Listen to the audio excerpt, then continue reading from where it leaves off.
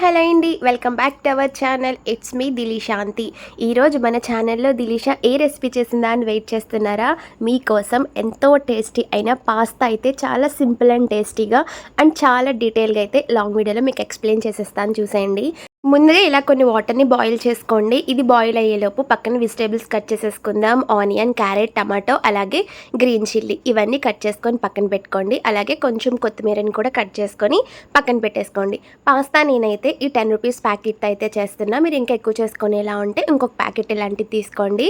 అలాగే క్యాబేజ్ కూడా ఈ విధంగా కట్ చేసేసుకొని వాటర్లో అయితే వేసేస్తా, కలర్ చేంజ్ అయిపోతుందని. అలాగే వాటర్ ఇలా బాయిల్ అవుతున్నప్పుడు ఇందులోనే కొంచెం సాల్ట్ అలాగే కొంచెం ఆయిల్ వేస్తే మనకి పాస్తా అనేది ఒకటొకటి అంటుకోకుండా బాగా అయితే కుక్ అవుతుంది. సో అందుకని అయితే ఇది బాగా మరుగుతున్నప్పుడు పాస్తా అయితే ఇందులో వీడియోలో చూపిస్తున్నట్టుగా మొత్తం అయితే వేసేయండి. వేసేసి ఇలా వేసిన తర్వాత ఒక్కసారి మొత్తం అంతా కలిసేలాగా ఒక్కసారి మిక్స్ చేసుకోండి. సో ఆయిల్ వేయడం వల్ల ఒకటి టచ్ అవ్వకుండా మనకి బాగా అయితే కుక్ అవుతుంది.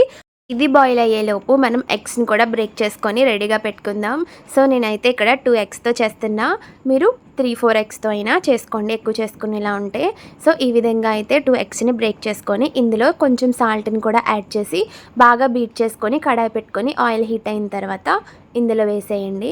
దీన్ని ఈ విధంగా చిన్న చిన్న పీసెస్ కింద కట్ చేసుకొని ఇందులోనే కొంచెం కారంని వేసుకొని దీన్ని మొత్తం ఫ్రై చేసుకొని పక్కన పెట్టేసుకోండి. ఇలా చేయడం వల్ల ఏంటంటే రెస్టారెంట్ స్టైల్లో వస్తుందన్నమాట. సో ఈ విధంగా పక్కన పెట్టేసుకున్న తర్వాత అదే కడాయిలో కొంచెం ఆయిల్ని వేసుకొని ఆనియన్స్ అలాగే గ్రీన్ చిల్లీ ఇది బాగా మెత్తగా అయిన తర్వాత క్యారెట్ అలాగే టమాటాని కూడా వేసి ఇది బాగా మగ్గేంత వరకు కూడా ఫ్రై చేయండి. మూత పెట్టేసి ఒక 2 మినిట్స్ అయితే వదిలేసేయండి. టమాటా బాగా మగ్గిపోతుంది. టమాటా కూడా బాగా మగ్గిపోయిన తర్వాత ఈ విధంగా పాస్తాని కూడా ఇందులో వేసేసి ఇది మొత్తం మిక్స్ చేసుకున్నాక మనం ముందుగానే ఎగ్ని పక్కన పెట్టుకున్నాం కదా, అది లాస్ట్లో అయినా వేసుకోవచ్చు, ఇప్పుడైనా వేసేసుకోవచ్చు. నేనైతే ఇప్పుడు వేసేస్తున్నా. ఇందులోనే ఇప్పుడు మసాలాలు యాడ్ చేద్దాం. సాల్ట్ అలాగే కొంచెం కారం. నేను స్పైసీ కొంచెం తక్కువ తింటా, సో అందుకే తక్కువ వేస్తున్నా. కొంచెం గరం మసాలా, మీ దగ్గర ఏమైనా ఉంటే చికెన్ మసాలా అవి కూడా వేసుకోవచ్చు.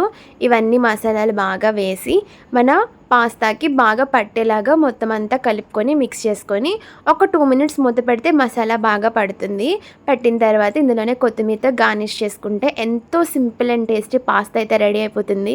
ఇలాగ పైన అప్పుడే చాప్ చేసి పెట్టుకున్న ఆనియన్స్ని కూడా వేస్తే సేమ్ రెస్టారెంట్ స్టైల్లోనే ఉంటుంది. పాస్తా ఎప్పుడన్నా మీకు తినాలని అనిపిస్తే ఒక్కసారి ఈ విధంగా అయితే ట్రై చేయండి. ట్రస్ట్ మీ, నిజంగా చాలా అంటే చాలా బాగుంది. టేస్ట్ అయితే పర్ఫెక్ట్గా కూడా కుక్ అయింది. అండ్ అలాగే వెజిటేబుల్స్తో క్యాప్సికమ్ ఇవేమన్నా ఉంటే అవి కూడా వేసుకోండి. నిజంగా చాలా బాగుంది. మీకు కనుక ఈ రెసిపీ సింపుల్గా అండ్ టేస్టీగా అనిపిస్తే కనుక ప్లీజ్ ఒక్క సబ్స్క్రైబ్ అయితే చేసుకోండి. మా ఛానల్ని కూడా సపోర్ట్ చేయండి. ఈ రెసిపీ నచ్చితే ప్లీజ్ ఒక లైక్ చేసి కమెంట్ చేయండి. Bye guys, thank you so much for watching. Please ఒక సబ్స్క్రైబ్ చేసుకోండి. నెక్స్ట్ వీడియోలో కలుద్దాం. Bye guys.